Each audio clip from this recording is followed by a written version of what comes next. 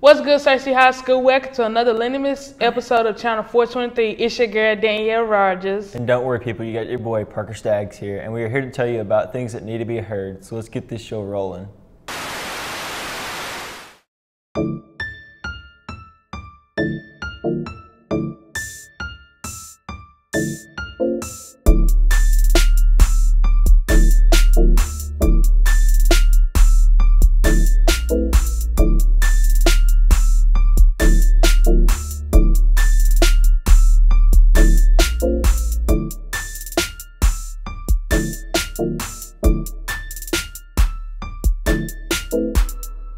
Channel 423 starts now.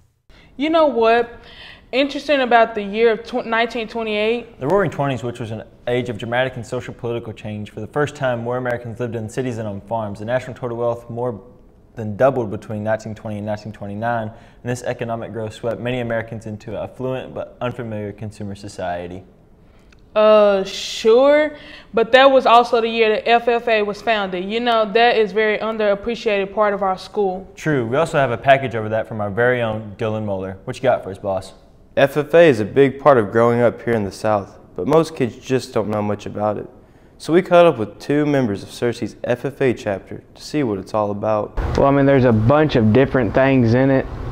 You can do anything from career development event teams all the way up to learning how to dissect a cow or learning how to be a pipeliner if you wanted to. The ultimate goal for most of the FFA members is going to National Convention, where people from all across the country gather. This time of year we do career development events, and everywhere we go there's over 35 different teams and over 35 different ag groups. Then we go to National Convention, and that's a week long in the fall. We go every other year. Have an expo center. They have different places, like different booths and things you can go to and like pick up brochures and things like that for different agricultural jobs. So they have a lot of like job opportunities and things there. It's a lot of fun and you learn a lot. But this FFA group works as a team and learns a lot while doing it. You can learn just about anything in FFA. I'm in second period, so I learned to be a pipeliner and weld and learn all the different types of welding, how to be proficient at it and best looking welds you can possibly have. As a group, we all try to be united and help each other with whatever they need. Like if they have a project, we can be there for them to help them out. And it gives people, like, our group is not one that's so socially oriented. FFA also has a heart for helping the community, with many events throughout the year in order to help the less fortunate. I've learned how to be a better leader. I've learned time management skills. Really the best leader we have would have to be Safley. I mean, he's our advisor and our instructor, and that's who we go to when we need guidance or help, and he's really our all-around person. We do different things like the Easter egg stuffing thing that we do. We stuff Easter eggs and we give it to the children's home, and then we're doing this thing this week called Lids for Kids, and you like give $1 for a sticker, and you get to put it on your hat, and you get to wear your hat all week or for the day. And the money that we get from that, we donate it to the children's home. So we do a bunch of different things. We wish the best of luck to these future farmers of America as they pursue their dreams. Now back to the anchors. Wow, that is some awesome stuff you got there, Dylan. Yeah, thanks for dropping that farmer knowledge on us. Up next, we got an insight on our school's boys soccer team and their seniors. The cool dude, Keegan Johnson, went out to find out how these seniors feel about their last season. With it being March already, the Cersei soccer team has played the first 2 games of this season. This is a very anxious-filled time for our senior lions on the team. This is the last season of their high school career to leave a legacy on the Cersei High School franchise. We got a personal look on a few of the seniors to see how they feel about this last season. How do we stand? How do we win? Lions on 3! 1, 2, 3! As these seniors are getting ready to end their last season here at SHS, there are a few things they aren't ready to let go of. I'm gonna miss the guys, you know. It's always fun to come out here, mess around, and really grind at practice, but I'm gonna miss the brotherhood with them. I mean, when you come out here, everybody knows when to joke around and when it's time to get down to business. And when we get down to business, we're still having fun. As seniors, they have a lot of motivation and drive through coaches and fellow teammates since this is their last season here at Searcy. The love for the game, definitely, and the coaches. They push us to be our best out here. You know, even though sometimes they might seem hostile, but mostly they're friendly, and they know what's best for us, and we got to follow what they say.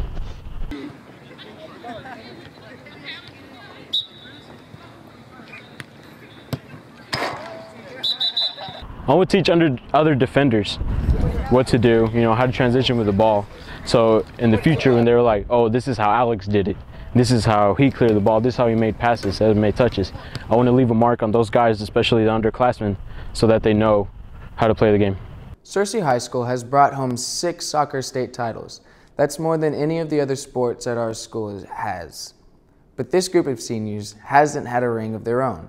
Hopefully this year, they can bring a ring back to Searcy and leave an unforgettable season and a never-ending legacy in the halls of Searcy. Back to the anchors. Thanks, Keegan. This is so true of all our seniors wanting to leave a good legacy for others to follow. You know, I'm kind of feeling a little hungry. What does that have to do with anything? Well, I'm glad you asked. I just figured it'd be a good time to talk about lunch today. Let's take a look at what grub they'd be cooking. For lunch today, we are having popcorn chicken, dipping sauce, pepperoni and cheese croissants, sweet potato crunch, seasoned black-eyed peas, whole grain breadsticks, applesauce, raisins, and milk. Wow, that sounds amazing. Let's remember to thank our SHS lunch ladies for all they do. I agree, Parker. Our lunch ladies do a lot for us and go much unappreciated. Some of our own intro kids have been working very hard to become better at this TV thing. Yeah, our very own Wesley Johnson went out and got an insight on what it's like to be on a mechanic. What you got? Oil changes, tune-ups, and engine repairs are some of the stuff a mechanic does on a daily basis. At Lynn's Automotive, we caught up with 2 mechanics that tell us about their daily life. Make sure that all of his technicians got what they need to get the job done, make sure vehicles get brought in and get sent out properly. Along with all the work a mechanic does, they come across many challenges in their job. Somebody that has their vehicle and they don't really know anything about mechanics, but they're trying to save $1 and fix it themselves. Jonathan Peligan is an automotive technician here at Lynn's Automotive. His job is to repair vehicles and diagnose vehicles. Yes, I knew from the start that I wanted to be a mechanic. I've always grown up around cars. It was something we always did in the family, and it's just what I feel comfortable doing. Make it through, get the bills paid, keep the family in a home. Jonathan also tells us what kind of career you're getting into when you join the automotive field. You can start off in a small shop, smaller than this one, and end up owning your own business one day, which is what everybody in the world wants, is to be their own boss. Next time you are having some car troubles or need an oil change, why not give Lynn's Automotive a visit? Back to the news desk. Wow, thanks Wesley. I never knew it took that much time and work to be a mechanic. What is an exciting hobby? I could see myself doing this, and it definitely looks fun. Last but not least, we have a package over something special coming to here at SHS next year. Let's send it over to Jacob Wells to see what it's all about.